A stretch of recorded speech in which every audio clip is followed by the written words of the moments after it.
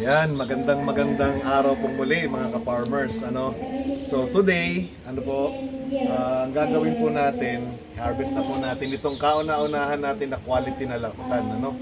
So matagal kong hinintay ito, pinaparami po natin ito kasi napakaganda ng variety na ito. Kung mapapansin ninyo, maliit lang siya, maliit lang po yung puno, pero quality ang bunga.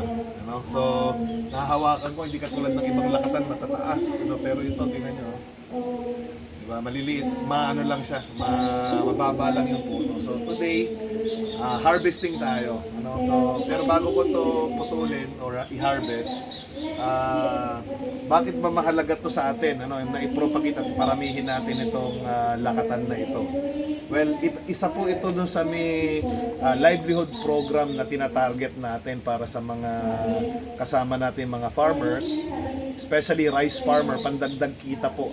So, pinaparami po natin ito ngayon para pagka marami na po itong ating pong tanim na lakatan, pwede po natin i-share sa mga kapwa natin mga magsasaka, lalong-lalo na sa mga miyembro ng Jesus History Makers at saka yung mga kasama nating mga pastor na gusto ring magtanim. So, paramihin natin ito. Now, gusto ko maintindihan natin kung bakit ito importante. Paano ba ito makakatulong sa livelihood ng mga farmers at saka mga kapwa natin mga pastor at mga miyembro ng ibang simbahan. Ito kasing lakatan na to, mahal ang kilo nito kasi quality nga. So ito po ay merong 1, 2, 3, 4, 5 na sapad, or 6 na sapad, malalaki siya. Tingnan niyo yung kamay ko, malalaki siya. Sa ngayon, ang kilo po ng lakatan sa mga grocery is 120 pesos. Okay? So kung ito po ay 10 kilo, meron ka ng 1,200 pesos per puno.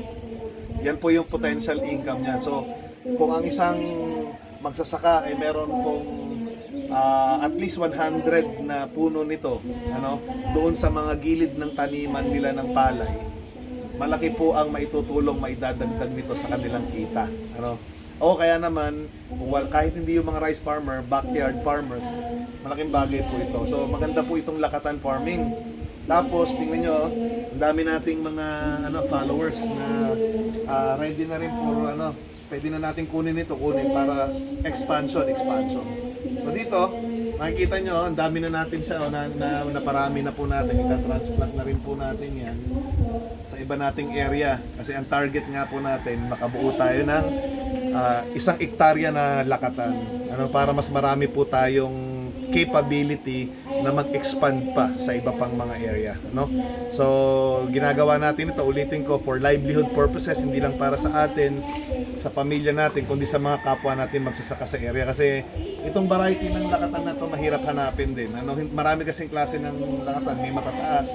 Pero ito, ang ganda, tingnan, maliit lang siya, pero marami siyang mabunga, maganda yung quality ng bunga niya, pero mababa lang yung So today, we will go to the punta tayo dito sa ating pong ceremonial cutting ng harvesting nito. So since na mababa lang, direkta na, hindi ko na puputulin yung puno, diretso na po ako ng putol ng bunga. So hawakan natin dito, para hindi po siya masira, hawakan lang natin dito, putulin natin. Ayan. So ayan po. So ngayon, minubuhat ko pa lang mga more than 10 kilos itong itong puno na to. So imagine nyo kung meron kang mga ganito sa likod bahay ninyo, o kaya naman kung ikaw ay magsasaka, nilagay mo dun sa mga ibang area na hindi mo natataniman, dagdag kita sa mga kapwa natin magsasaka. To God be the glory. Salamat sa Panginoon, meron na naman tayong blessing. Siyempre tayo muna ang titikim nito.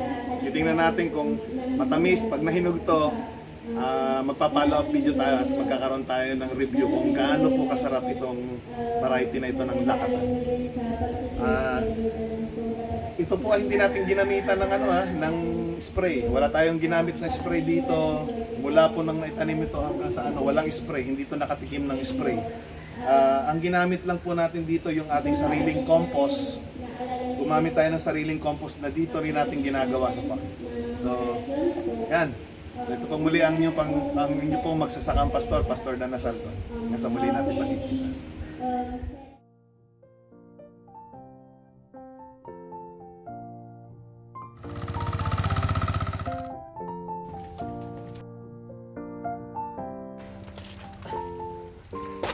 Andito tayo, kita nyo yung mga talagang gusto.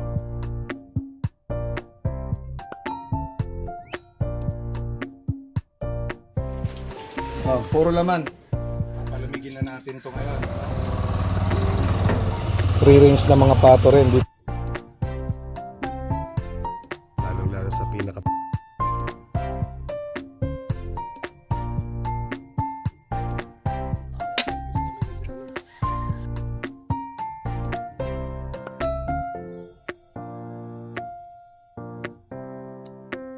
Yan, nahagis, yun.